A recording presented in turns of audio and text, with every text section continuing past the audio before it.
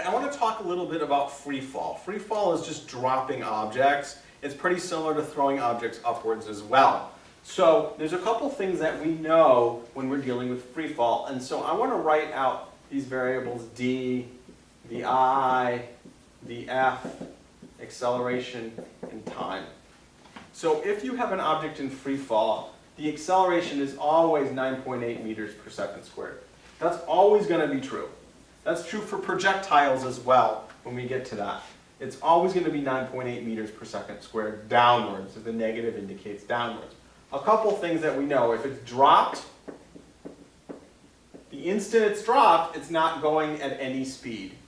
So its initial velocity is 0 meters per second squared. Let's say then, but just by saying, I drop a penny out a window, if we ignore air resistance, because we often do that, how long does it take to fall, say, 20 meters? The only number I've given you in the problem is 20 meters, but you know dropped means 0 and negative 9.8 meters per second squared.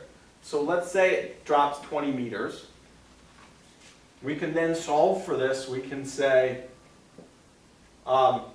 distance is velocity times time plus 1/2 at squared. There's one other thing I want to point out, right? When it drops, it falls 20 meters, but it's falling 20 meters downward. So I want to put a negative sign in here as well, because that means by the time it hits the ground, it's lost elevation, so it falls downward, meaning the distance or displacement it's traveled is in the negative direction. So we get negative 20 meters equals your initial speed times your time. Well, your initial 0, so this makes it easy, plus 1/2 negative 9.8 meters per second squared times your time squared. You could have had a quadratic if you had an initial velocity, but we don't. So this goes away, so you end up getting negative 20 equals negative 4.9 times time squared. I could add units to it, meters per second squared. So time is therefore, if t squared is equal to negative 20 over negative 4.9, the seconds squared end up on the top, right? Then the time is equal to the square root of that. So the square root of 20 over 4.9. You put this into your calculator. So I grab my calculator right now.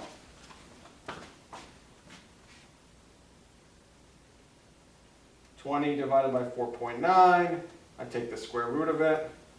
I get 2 seconds. So it takes 2 seconds.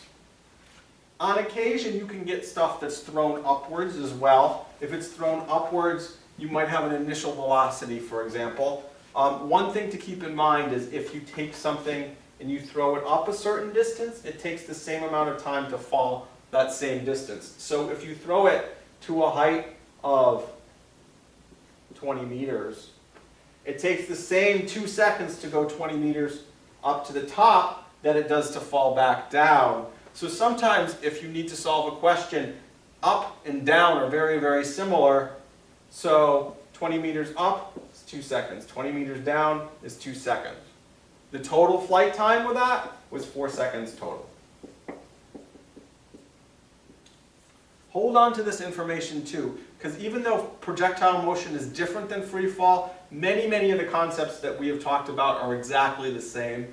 So you might want to come back and rewatch this at some point again when we talk about projectiles. Thank you very much.